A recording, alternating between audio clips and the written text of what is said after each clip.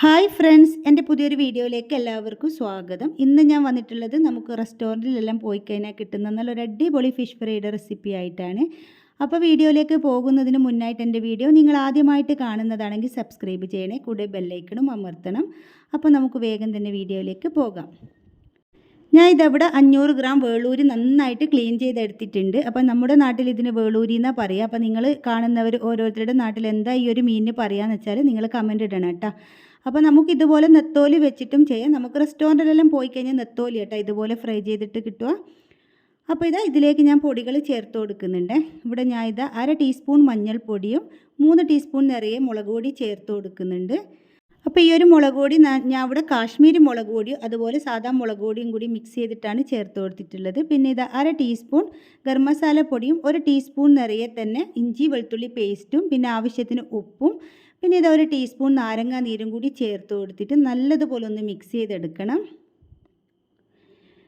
എന്നിട്ട് ഞാൻ ഇതിവിടെ 1 ടേബിൾ സ്പൂൺ വെള്ളം ഒഴിച്ച് കൊടുത്തിട്ടുണ്ട്. ഒരുപാട് വെള്ളത്തിൻ്റെ ആവശ്യമില്ല, നാരങ്ങ നീരും ഒക്കെ ചേർത്ത് കൊടുത്തതായതുകൊണ്ട് ഇതിലധികം വെള്ളം വേണ്ട കേട്ടോ. എന്നിട്ട് ഇത് നല്ലതുപോലെ ഒന്ന് മിക്സ് ചെയ്ത് കൊടുത്തിട്ട് ഞാൻ ഇതിവിടെ മൂടി വെച്ചിട്ട് ഒരു അരമണിക്കൂർ ഒന്ന് റെസ്റ്റ് ചെയ്യാനായിട്ട് മാറ്റി വെക്കുന്നുണ്ട്. അപ്പോൾ നമ്മുടെ മീൻ ഇവിടെ മൂടി വെച്ച് കൊടുത്തിട്ട് ഒരു അരമണിക്കൂർ കഴിഞ്ഞിട്ടുണ്ട്. നമുക്കിനി ഇത് തുറന്ന് നോക്കാം. ഇനി ഇതിലേക്ക് ഞാൻ ചേർത്ത് കൊടുക്കുന്നത് 1 ടീസ്പൂൺ നിറയെ കോൺഫ്ലോറും 2 ടീസ്പൂൺ അരിപ്പൊടിയും കൂടി ചേർത്ത് കൊടുക്കുന്നുണ്ട്.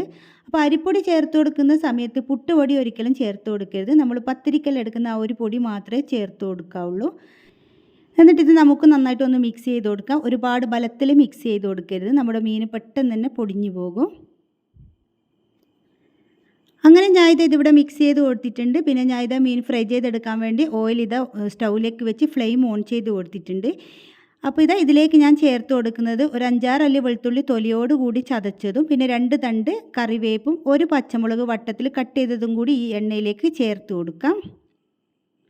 അപ്പോൾ ഞാൻ ഇവിടെ ഓയിലാട്ടോ എടുത്തിട്ടുള്ളത്, നിങ്ങൾക്ക് വേണമെങ്കിൽ വെളിച്ചെണ്ണ എടുക്കാം. അപ്പോൾ ഈ ഒരു സമയത്ത് നമ്മുടെ വെളുത്തുള്ളിയുടെ നല്ലൊരു അടിപൊളി സ്മെല്ലാട്ടോ. അപ്പോൾ നമ്മുടെ വെളുത്തുള്ളി നന്നായിട്ടൊന്ന് കളറ് മാറി വരുന്നത് വരെ നമുക്ക് മീഡിയം ഫ്ലെയിമിലിട്ടിട്ട് ഇതുപോലെ ഒന്ന് നന്നായിട്ട് വഴറ്റിയെടുക്കാം. അങ്ങനെ വെളുത്തുള്ളിയെല്ലാം ഇവിടെ നന്നായിട്ട് കളറ് മാറി വരാൻ തുടങ്ങിയിട്ടുണ്ട്. ഇനി നമുക്കിത് എണ്ണയിൽ നിന്ന് കോരി മാറ്റാം. അപ്പോൾ നിങ്ങൾക്ക് എൻ്റെ വീഡിയോ കണ്ടുകൊണ്ടിരിക്കുന്ന സമയത്ത് ഇഷ്ടമാവുകയാണെന്നുണ്ടെങ്കിൽ പ്ലീസ് ഒന്ന് ലൈക്ക് ചെയ്യാൻ മറക്കരുത്.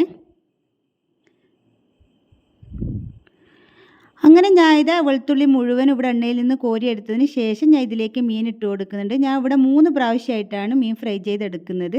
അപ്പോൾ നമുക്കിത് ഫ്രൈ ആയി വരുന്നത് വരെ വെയിറ്റ് ചെയ്യാം. ഒരുപാട് വേവൊന്നുമില്ല, ചെറിയ മീനായതുകൊണ്ട് പെട്ടെന്ന് തന്നെ ഇത് ഫ്രൈ ആയി വരും.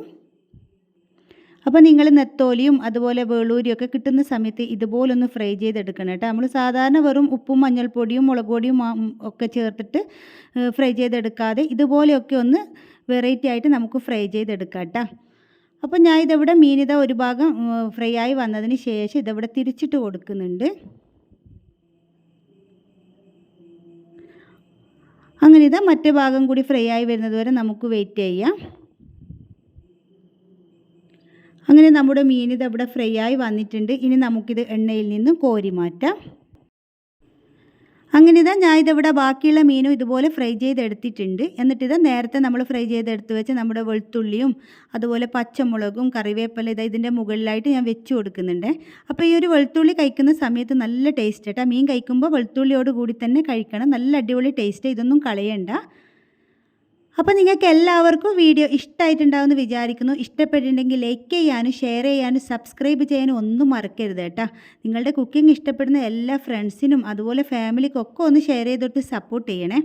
പുതിയൊരു വീഡിയോ ആയിട്ട് വീണ്ടും കാണാം.